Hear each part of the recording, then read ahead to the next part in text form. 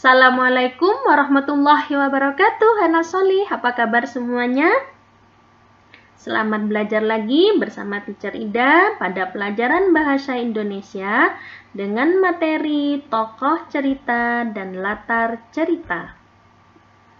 Mari kita mulai pelajaran kita dengan bersama-sama berdoa. Bismillahirrahmanirrahim. Raditu billahi robba wabil islami dina wabi muhammadin nabiyya wa rasula rabbi zidni ilma warzuqni fahma amin. Bab 2, pelajaran bahasa Indonesia dengan tema bermain di lingkunganku pada pokok bahasan tokoh cerita dan latar cerita. Kita akan mengenal lebih dalam lagi tentang tokoh cerita dan latar cerita. Biasanya, ketika kita membaca atau mendengarkan cerita, pasti kita akan menemukan unsur-unsur atau bagian-bagian dalam cerita. Di antaranya, tokoh dalam cerita dan latar atau setting dalam cerita. Latar cerita biasa juga disebut dengan setting. Jadi, tokoh cerita dan latar cerita merupakan unsur-unsur atau bagian dalam cerita.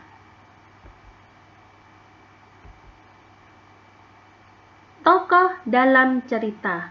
Apa sih yang disebut dengan tokoh dalam cerita? Tokoh dalam cerita adalah pelaku dalam sebuah cerita. Pelaku dalam sebuah cerita bisa berupa orang, hewan, tumbuhan, atau benda.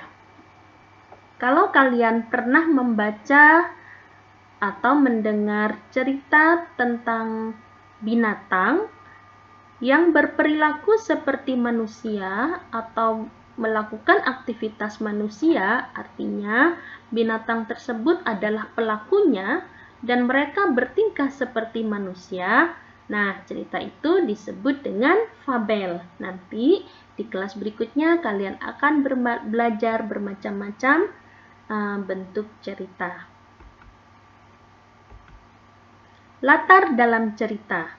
Latar dalam cerita itu dibagi menjadi 3. Yang pertama, latar waktu.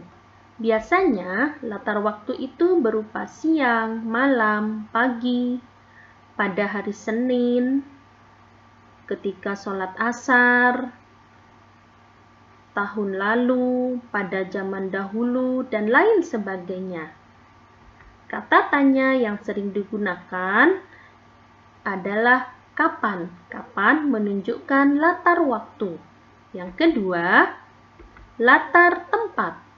Biasanya latar tempat berupa sekolah, pasar, rumah, jalan, masjid, di halaman, di kelas, dan lain sebagainya. Kata tanya yang sering digunakan adalah di mana. Di mana menunjukkan latar tempat. Yang ketiga, latar suasana. Latar suasana bisa berupa menyenangkan, senang, menyedihkan, sedih, takut, kecewa, khawatir, menyeramkan, dan masih banyak lagi. Kata tanya yang digunakan adalah bagaimana. Kata tanya bagaimana menunjukkan latar suasana. Contoh tokoh dalam cerita. Silakan dibuka buku bahasa Indonesia kalian pada halaman 43. Teacher bacakan ya. Ingat, dalam setiap teks cerita pasti ada tanda baca. Tanda baca yang kalian sudah pelajari, tanda koma, tanda titik, tanda tanya, dan tanda seru. Tanda titik artinya berhenti. Tanda koma artinya berhenti sejenak. Liburan di pantai. Hari Minggu lalu, aku sekeluarga pergi ke pantai. Di pantai, aku dan Kak Rani lari-lari di pasir, mencebur di pantai, menangkap kerang, bermain dengan ikan, asik sekali. Ayah dan ibu duduk di bawah pohon. Ibu memanggil, "Ayo, makan bersama." Aku makan bersama. Nikmat sekali. Aku dan Kak Rani sangat senang. Ayah bilang, kami boleh pergi ke pantai lagi, asal kami tetap rajin belajar. Nah, cerita pada teks liburan di pantai ini terdapat beberapa tokoh dan latar cerita. Mari kita pilah-pilah satu-satu ya. Satu, tokoh dalam cerita liburan di pantai itu adalah aku, Kak Rani, ayah, dan ibu. Hal ini terdapat dalam teks, yaitu, itu aku dan Kak Rani, kemudian ayah dan ibu. Yang kedua, latar dalam cerita. Latar dalam cerita ada 3. Yang pertama, latar waktu. Cerita itu terjadi pada hari Minggu lalu. Kalimat hari Minggu yang lalu terdapat di awal kalimat. Kemudian, latar tempat.